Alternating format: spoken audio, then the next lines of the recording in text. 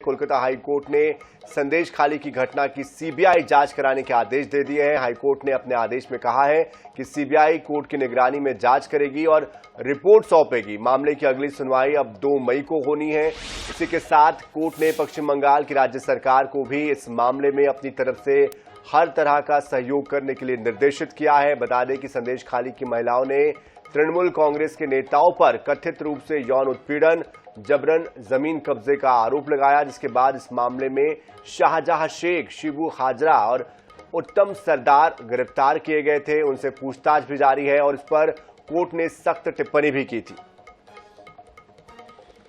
तो इसके पहले भी कोर्ट ने सख्त टिप्पणी की थी। ऐसे में अब सीबीआई की जब जांच होगी तो जाहिर तौर पर इसमें कई बड़े खुलासे हो सकते हैं, कई महत्वपूर्ण जानकारियां सामने आ सकती हैं।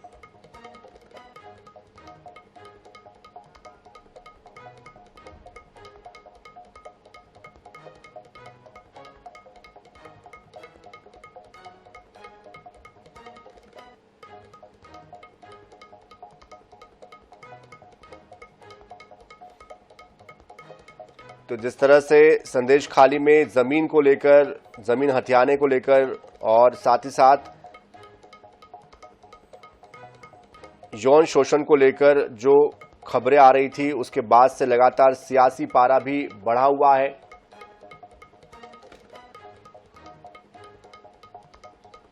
और इस बीच हमारे साथ संदीप चौधरी जी जुड़ चुके हैं, राजनीतिक विश्लेषक हैं।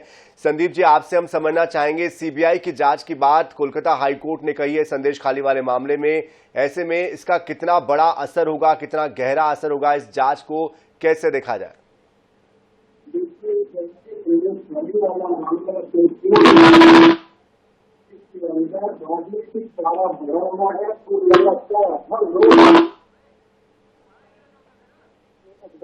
देखते हैं संदेश खाली में कोई लगातार चलती रहती है, तो जिस तरीके से संदेश खाली मामले में जो टीएमसी का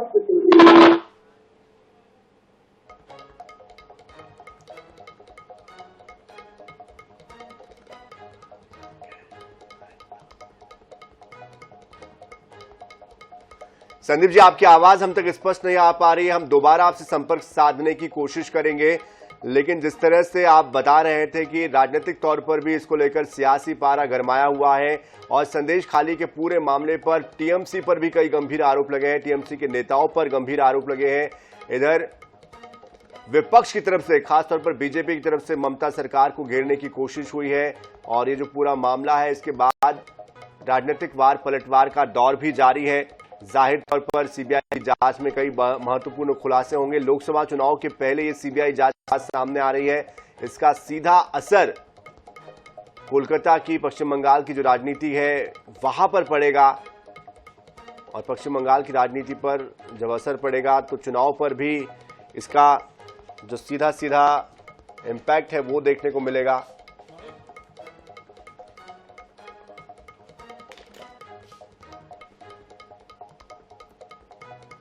तो संदेश खाली में यौन हिंसा और साथ ही साथ जमीन हथियाने का ये पूरा मामला है। देश भर में इस मामले ने सुर्खियां बटोरी थी कि वहां पर जो टीएमसी के नेता थे वो जमीन हथियाते थे, महिलाओं का यौन शोषण करते थे।